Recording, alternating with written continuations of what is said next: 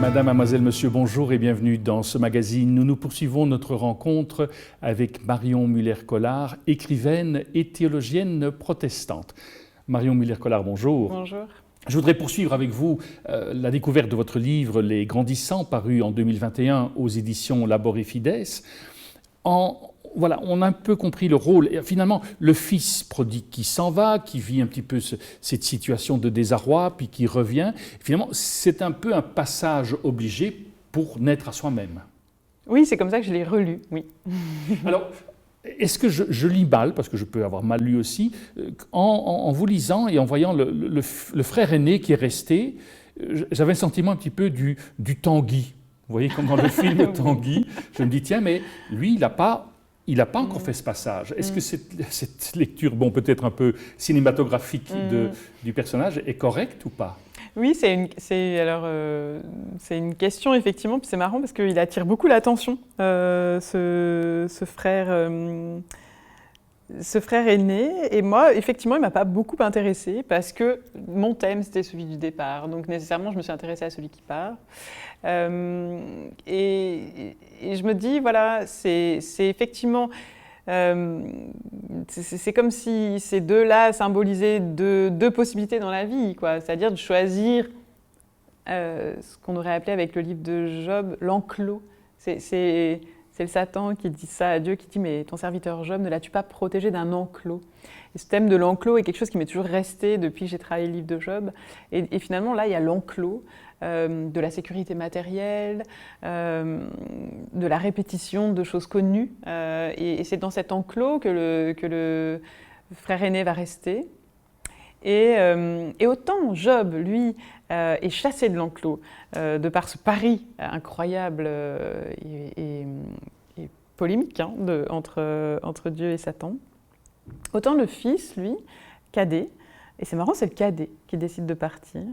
Voilà, il fait ce choix en fait, il prend lui-même ce risque de l'insécurité. Et donc oui, c'est forcément lui qui m'a le plus touchée. Et en réalité, même si on frémit, on a peur pour lui, parce qu'on voit bien que ça pourrait très très mal tourner. La vraie question, c'est pour qui faut-il avoir le plus peur dans cette histoire?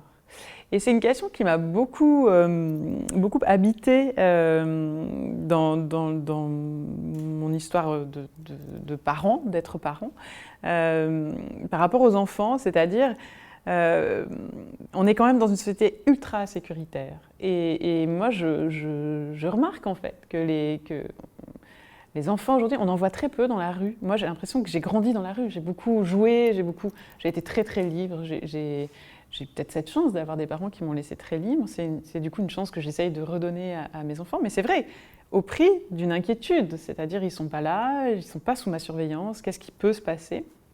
Et j'ai remarqué que ça crée beaucoup de tensions avec d'autres parents qui me disaient « mais tu ne te rends pas compte, tu ne peux pas les laisser faire ceci, tu ne te rends pas compte de tout ce qui pourrait arriver. » Je ne sais pas combien de fois on m'a dit ça, tout ce qui pourrait arriver. Non, effectivement, je ne me rends pas compte. Oui, effectivement, j'ai peur. Mais finalement, on ne s'inquiète jamais pour celui pour lequel on est sûr qu'il lui arrivera absolument rien. Et finalement, je me suis reposé la question de finalement le pire qui puisse arriver à des enfants, est-ce que c'est pas rien? Rien du tout. Et c'est ce qui arrive au fils aîné, il lui arrive rien. Voilà. Donc c'est possible hein, de traverser sa vie en décidant que le mieux c'est qu'il nous arrive rien. Mais dans ce cas, je me dis, on n'a pas joué la partie quoi. Et il y a quelque chose qui joue pas là chez ce fils-là. Et d'ailleurs, c'est marrant parce que cette petite crise de jalousie qu'il va faire au retour, là aussi, on l'entend toujours comme c'est pas juste, moi je suis toujours là, je suis toujours au service pour mon père, etc. Et puis jamais il tue le veau gras pour moi. Mais je m'amuse à me demander comme ça si son amertume, elle vient pas aussi d'une jalousie envers son frère, envers ce que ce frère a vécu, en fin de compte, envers ce frère qui lui renvoie en miroir tout ce que lui n'a pas osé, en fin de compte. Donc oui, prendre le risque, oui, mais alors c'est très risqué de ne prendre aucun risque aussi. Et ça, on n'en parle pas beaucoup, du risque de ne prendre aucun risque. Donc finalement, en vous lisant, dans l'interprétation que vous proposez de ce texte, il est heureux que ce fils qu'on en appelle prodigue, finalement, fasse tout ce chemin-là pour arriver à lui-même. Ne serait-ce que parce que sinon, il n'y aurait pas eu d'histoire à raconter. Et moi qui aime bien les histoires, en fait, on ne se raconterait pas d'histoire s'il n'y avait pas un moment des ruptures. Une histoire, que ce soit dans les contes, dans les romans, une histoire n'arrive que par un moment de rupture, en fait, et de risque, du coup. Donc j'entends beaucoup de commentaires d'intellectuels de dire « mais on n'a plus de récit aujourd'hui ». Oui, mais est-ce que c'est pas par hasard? Parce qu'en fait, on ne prend plus jamais de risques. C'est une question que je pose, j'ai pas de réponse à ça, mais c'est une question qui me préoccupe vraiment beaucoup, en fait, et puis qui a été évidemment hyper réactualisée par la crise sanitaire qu'on traverse, cette question du risque.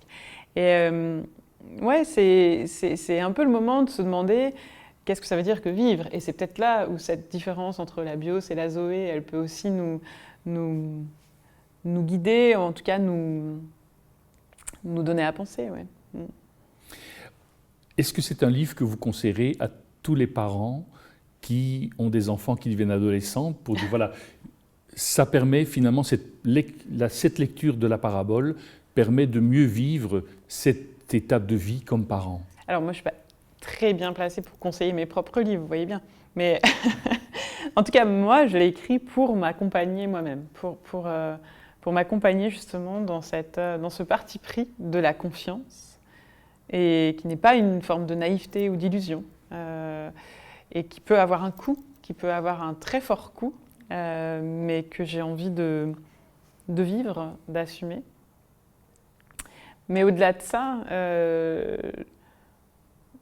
je pense que cette question de l'adolescence, elle peut se transposer en fait. Là, moi, je la prends de façon très littérale parce qu'il se trouve que c'est de façon très littérale qu'elle s'impose dans ma vie aujourd'hui. Mais ça m'a renvoyé aussi à mes propres adolescences, qui sont peut-être pas terminées d'ailleurs, de tous ces moments de la vie où il s'agit d'avoir le courage de partir, en fin de compte. Et ce mouvement de partir, c'est un mouvement biblique qui est quand même extrêmement récurrent. Et c'est peut-être pas pour rien, voilà. C'est que la vie biblique, et donc du coup pour moi, la vie de foi, elle a à voir avec quelque chose du nomadisme, mais aussi du nomadisme de la pensée, du nomadisme de la culture. Et du coup, oui, de prendre sans arrêt le risque de reperdre ses repères. Ça ne veut pas dire de ne jamais en reposer, mais oui, de prendre le risque de la déroute, en fin de compte, d'être dérouté. Ce livre, évidemment, on peut le prendre dans un contexte familial, mais vous pensez qu'on peut également l'élargir à d'autres contextes? En tout cas, pour moi, étant partie de cette lecture littérale, tant du texte, mais aussi dans ma vie de l'adolescence, c'est venu me convoquer, effectivement, à mesure d'écriture ou des fois de façon rétroactive, sur des questions plus de société. Une fois de plus, qui ont à voir avec cette question de la sécurité, du rapport à la vie. Qu'est-ce que c'est que vivre, en fait? Et de cette ligne de l'Évangile qui joue sur ces deux mots de vie. En français, on n'en a qu'un, c'est la vie. Et en grec, on en a deux, zoé et bios. Et dans l'Évangile, en fait, il y a un jeu de mots comme ça autour de la vie qui atteint son apogée à travers cette phrase du Christ quand il dit qu'il veut sauver sa vie, la perdra, et qu'il la perdra, la sauvera. Il y a une vie imprenable. Il y a une vie imprenable. Et dire qu'elle est imprenable ne veut pas dire qu'on ne va pas mourir physiquement, en fait. Et c'est toute l'histoire du Christ, c'est de dire qu'il va vivre en dépit de la mort. Et là aussi, est-ce que c'est juste l'histoire du Christ ou est-ce que ça peut être ma propre histoire?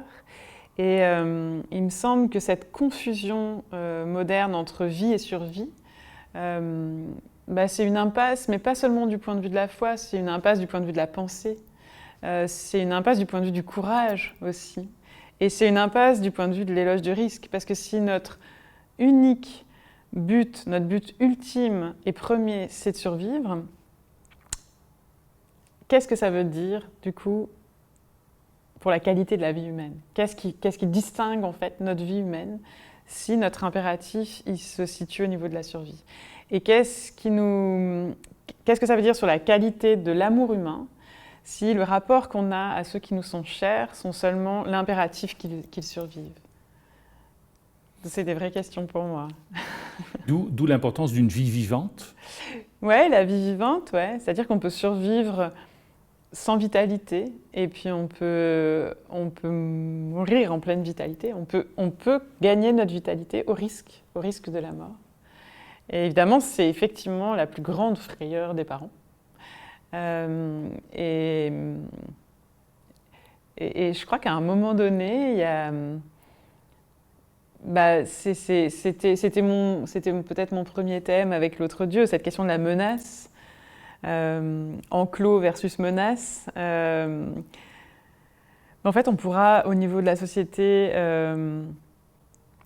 faire tout ce qu'on voudra, je veux dire, pour essayer d'atteindre cette prétention, là, cette espèce de fantasme du risque zéro. En fait, il y aura toujours une forme de menace.